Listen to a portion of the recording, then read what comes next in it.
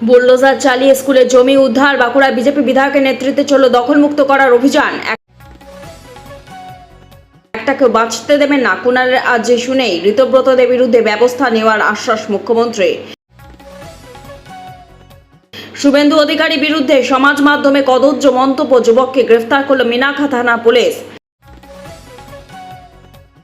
অভিষেকের প্রাসাদে ফুটপাতবাসীদের রাখবো, তৃণমূলে গুন্ডা মাফিয়াদের জেলে ভরার হুঁশিয়ারি শুভেন্দুর। পাঠান মুঘলদের নাম রাখবো না, বিধানসভায় গর্জে উঠলেন মুখ্যমন্ত্রী শুভেন্দু। মাঝ আকাশে বিমান সেবিকা শ্লীলতাহানি, ভারতীয় যুবককে সাজা শোনালো সিঙ্গাপুরের আদালত। আর্জি করে বিচার হবে, মুখ্যমন্ত্রী কথা দিতেই বিধানসভায় কেঁদে ফেললেন অভয়ার মা। ভয়ঙ্কর নদী পার হওয়ার সময় যাত্রীবাহী নৌকায় বজ্রপাত, মুহূর্তে প্রাণ গেল 4 জনে, আহত একাধিক। ভারতের বিরুদ্ধে যুদ্ধের হুমকি, পাকিস্তানকে এবার আয়না দেখালো ভারত। 11 মাস আমায় বিধানসভার বাইরে রেখেছিল, বলেছিলাম জনতা আছে, শিক্ষা দেবে, বিরোধীদের তীব্র আক্রমণ মুখ্যমন্ত্রী।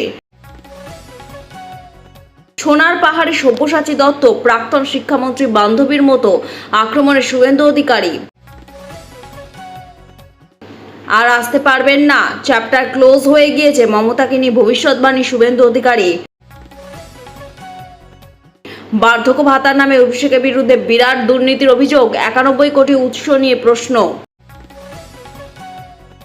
হাওড়া টিকিয়াপাড়ায় রেলের জমিতে বসবাস প্রায় 100টি পরিবারের, চলল বুলডোজার, বেআইনি ঝুপড়ি ভেঙে দিল রেল। এতক্ষণ শুনছিলেন সংবাদ শিরোনামে, এবার আসছে বিস্তারিত খবরে। ভিডিওটি ভালো লাগলে লাইক করুন এবং আমাদের ইউটিউব চ্যানেলটি সাবস্ক্রাইব করুন। পাঠান মুঘলদের নাম রাখবো না, বিধানসভায় গর্জে উঠলেন মুখ্যমন্ত্রী শুভেন্দু। রাজ্য বিধানসভায় নাম বদল নিয়ে মুখ্যমন্ত্রী বনাম বিরোধী দলনেতার মধ্যে তর্ক।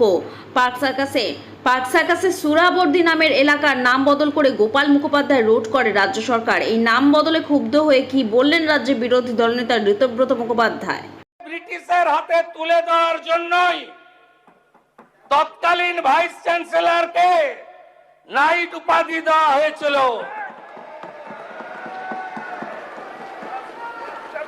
এই কলকাতাতে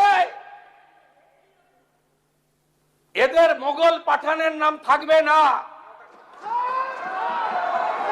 দ্য গ্রেট ক্যালকাটা কিলিং, নোয়াখালীর দাঙ্গা আর অত্যাচারী ব্রিটিশ আর বিদেশি ভগিনী নিবেদিতা ছাড়া অন্য কারোর নাম রাখার ক্ষেত্রে 5 বার ভাবতে হবে।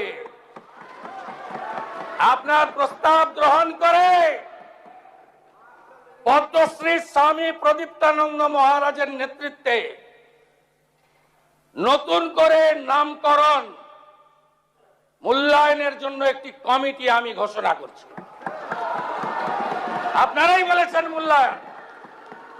পদ্মশ্রী স্বামী প্রদীপ্তানন্দজি মহারাজ তিনি একটি কমিটির নেতৃত্ব দেবেন, যার যা প্রস্তাব আছে সেখানে দেবেন। আমরা সেই রাস্তাতেই চলব। আবার বলছি, বিকাশ আর বিরাসত। আপনি আমাদের বাংলার ঐতিহ্য, সংস্কৃতি, গৌরবকে মুছিয়ে ফেলতে পারেন না। মাননীয় বিরোধী দলনেতা, আজকের বক্তৃতা আপনার ছিল আপনার ওই কমিউনিস্ট আন্দোলনের মতো। পশ্চিম বাংলার বিরোধী দলনেতার মতো বক্তব্য ছিল না। আপনার মস্তিষ্কে কার্ল মার্কস আর হৃদয়ে লেনিন অথবা মাও সেতুং কাজ করছিল। যারা একটা সময় বলেছিল নেতাজিকে তোজোর কুকুর, আর রবীন্দ্রনাথ ঠাকুরকে বলেছিল বুর্জুয়া কবি, তাদের কাছ থেকে উপদেশ আমরা নেব না। আপনি বলছেন এখানে এই হচ্ছে। ভবানীপুরে ভোটের ফলাফলকে challenge Mamata, EVM VVPAT CCTV footage সংরক্ষণের নির্দেশ দিল হাইকোর্ট।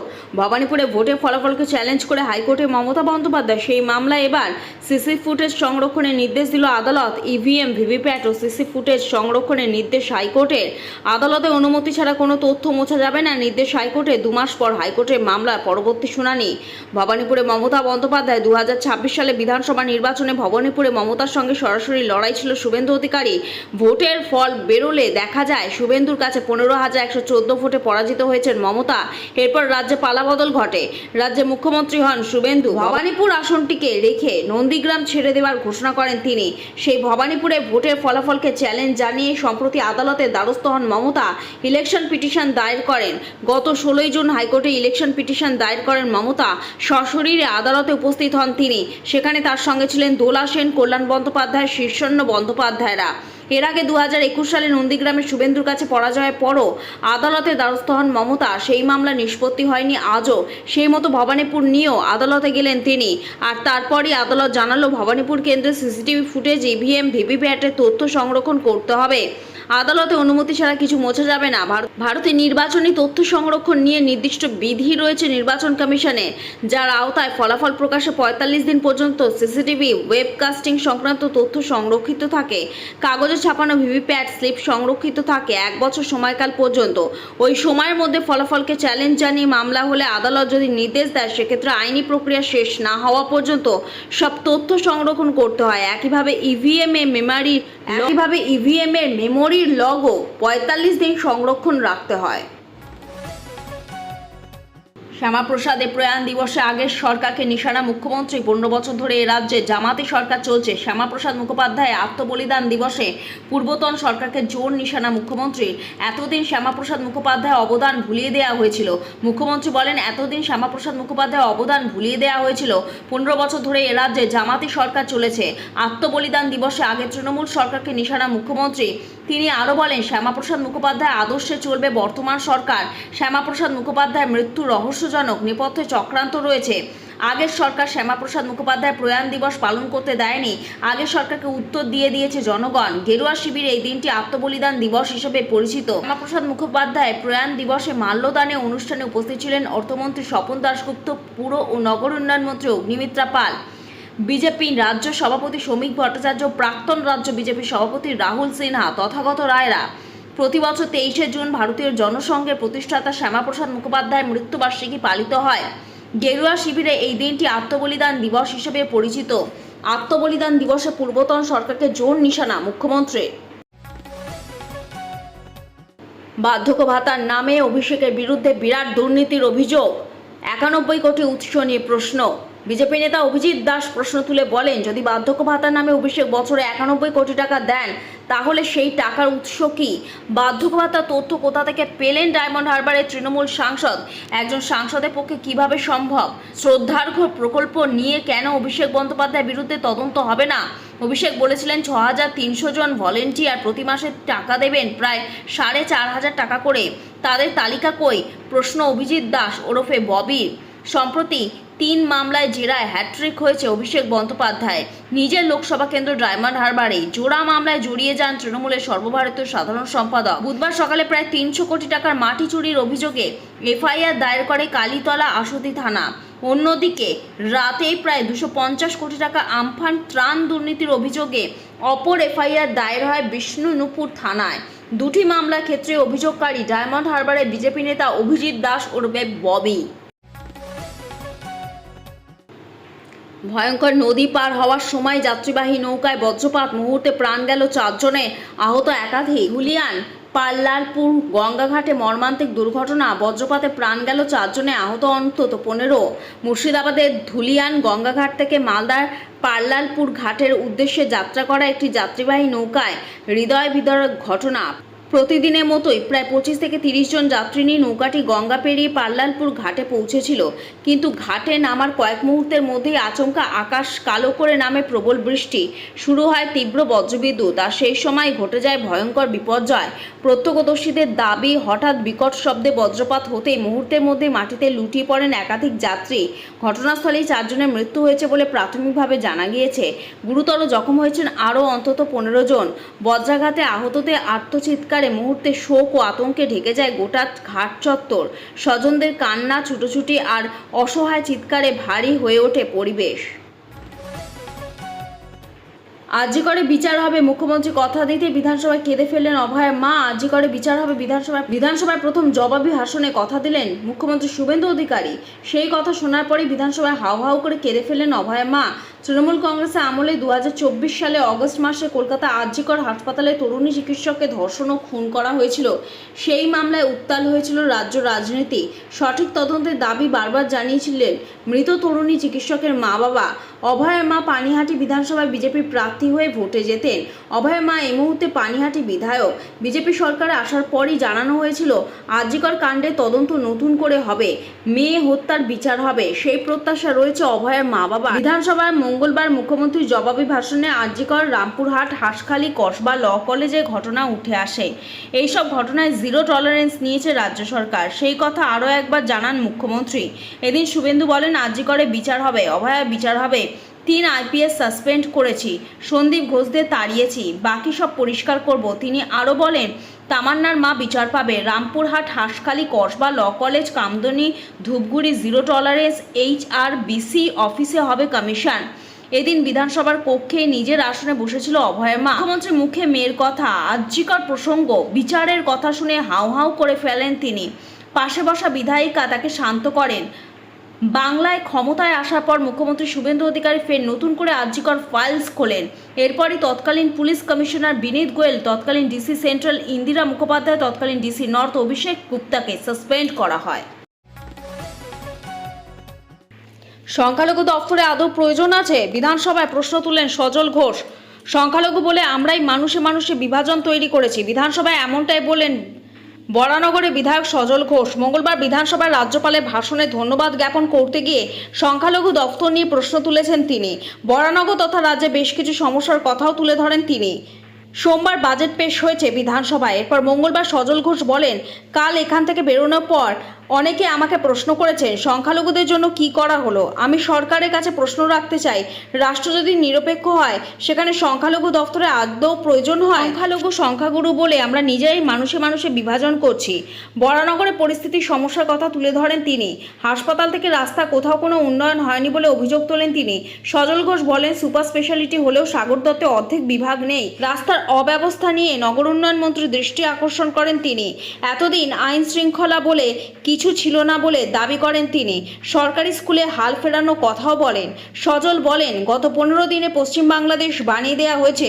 সেখানকার সন্ত্রাসবাদীরা প্রাক্তন মুখ্যমন্ত্রীকে আহ্বান জানিয়েছিলেন সীমান্ত আরও সুরক্ষিত করার আবেদন জানান তিনি। অভিষেকের প্রাসাদে ফুটপাতবাসীদের রাখবো, তৃণমূলে গুন্ডা মাফিয়াদের জেলে ভরার হুঁশিয়ারি শুভেন্দুর। অভিষেক বন্দ্যোপাধ্যায়ের প্রাসাদ কি এবার তাহলে হাতছাড়া হতে পারে? সরকার কি সম্পত্তি নিলাম করবেন?